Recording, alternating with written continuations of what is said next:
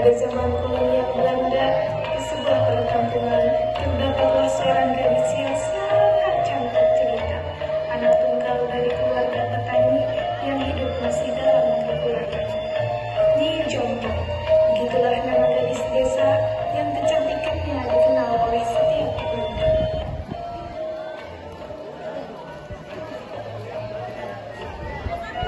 Pagi itu, Nyi Jompong mandi dan mencuci pakaian di sebuah mata air di pinggir desa bersama para gadis-gadis desa yang sebenarnya iri dengan kecantikan Nyi Jompong.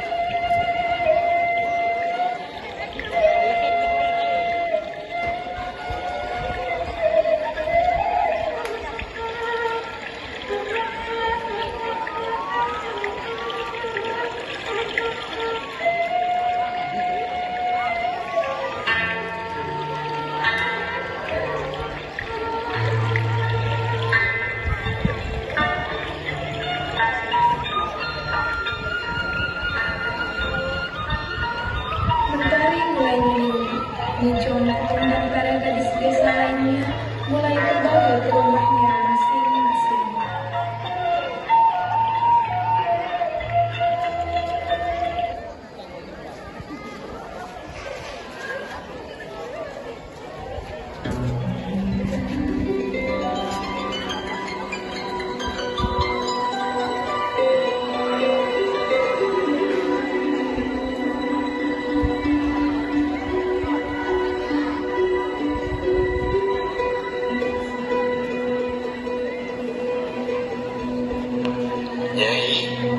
Nyai,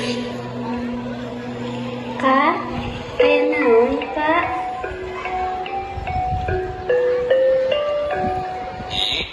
dinten ieu teu kedah ka sawah.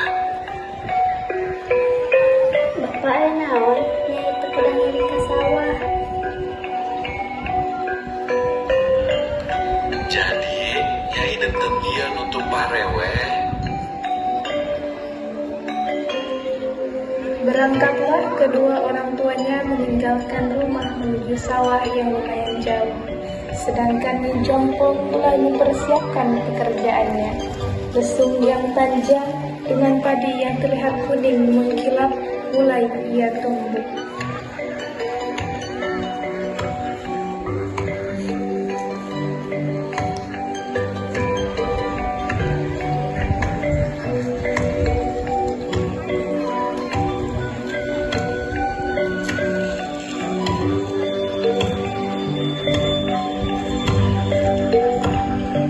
Saat asik menumbuk padi, terlihatlah seorang pemuda dengan langkah yang begitu pasti, dengan tubuhnya yang kekar menuju rumah Nyi Jompong.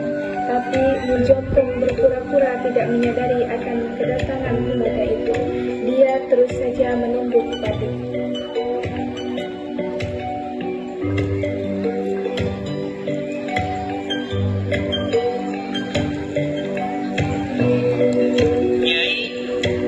Parantos ngajadikeun hate kaula tetangtu. Nyi Jompong terus saja melanjutkan pekerjaannya tanpa pernah menghiraukan apa yang sedang dibicarakan Ciriwis. Ciriwis adalah pemuda yang telah beberapa kali ditolak, seperti sebuah kebiasaan para pemuda di kampung ketika berkunjung ke rumah seorang gadis yang akan memainkan seruling di hadapan gadis yang diinginkannya.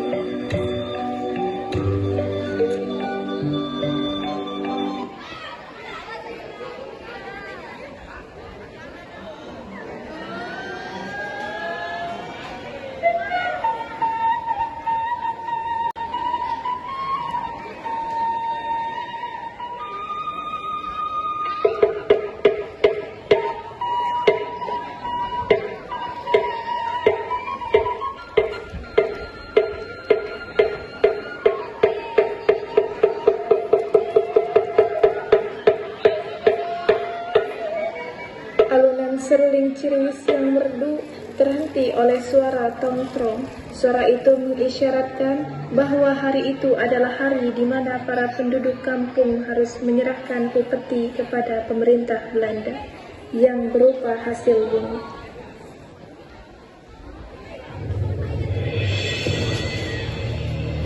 Ampun Tuhan, ampun. Hai Nyai, cepatlah keluar dan kita bercinta. Hai kau penjilat siaran. Kau mau jadi pahlawan rupanya. Kau berani-beraninya mengganggu bunga desa yang akan menjadi istriku. Sudahlah, kalian pergi saja. Katakan pada atasan kalian, jangan pernah bermimpi bisa mengalahkanku. Akhirnya mereka pergi meninggalkan kampung. Kedua orang tuanya datang ketika mentari tenggelam. Ibunya tahu putrinya sedang mengalami sesuatu.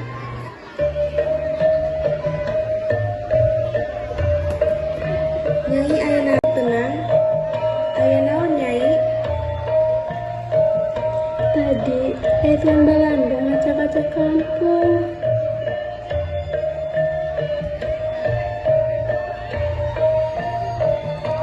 Selang beberapa waktu kemudian, datanglah seorang laki-laki berkuda dengan beberapa pengawalnya.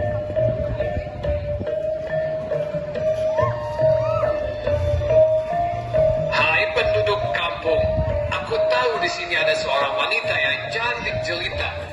Kau Nyai, Nyai, maukah kau menjadi istriku? Nyai, jika Nyai menjadi istri saya, maka Nyai akan hidup bahagia. Baiklah, jika lamaran saya ditolak, saya terima itu. Setelah kejadian itu, waktu siang pun tiba. Penduduk mulai sibuk kembali dengan pekerjaannya.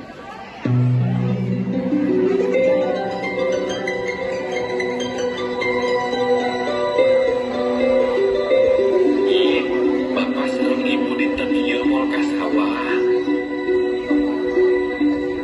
Bu, Pak, Nyai balik ke sawah, ngalah tutut. Berangkatlah Nyi Jompong menuju sawah untuk mengambil tutut. Dia membawa bogoko, hasupan, dan parang. Mengumpulkan banyak tutut dengan membersihkan terlebih dahulu bagian belakang tutut sebelum memasukkan ke dalam bogoko. Karena sudah mulai senja, Nyi Jompong beranjak pulang dengan membawa barang-barangnya.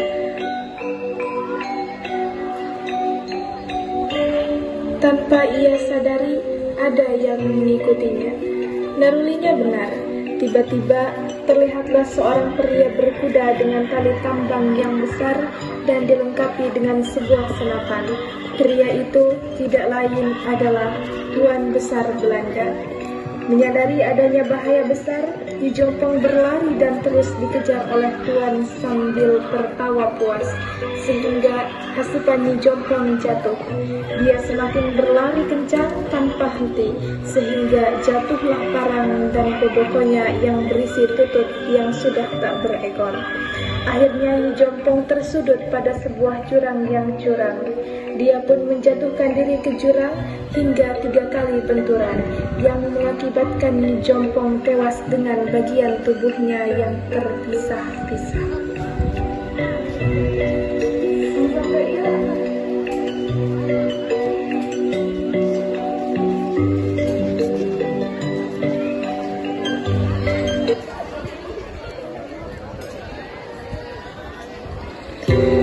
Kematian Nyi Jompong menjadi sebuah pelajaran bahwa seorang gadis haruslah menjaga kehormatan dirinya dan keluarganya. Karena kehormatan tidak bisa diperjualbelikan, lebih baik mati untuk mempertahankan kehormatan daripada hidup dalam kenistaan. Peristiwa itu sekarang menjadi sebuah tempat yang dikenal oleh penduduk sekitar. Hasupan Nyi Jompong yang jatuh sekarang tempat disebut orang Lewi Hasupan. Parang yang terjatuh menjadi Lewi Arit, karena parang di daerah tersebut bisa disebut arek. Kemudian Boboko yang terjatuh beserta tututnya itu menjadi Lewi Boboko, yang diyakini jika di Lewi itu ada tutut yang hidup tanpa ekor. Tempat Nyi Jompong menjatuhkan diri kemudian disebut orang dengan Curug Nyi Jompong. Salah satu bagian tubuh Nyi Jompong konon menjadi batu yang hanya berbentuk alat reproduksinya yang mengeluarkan air.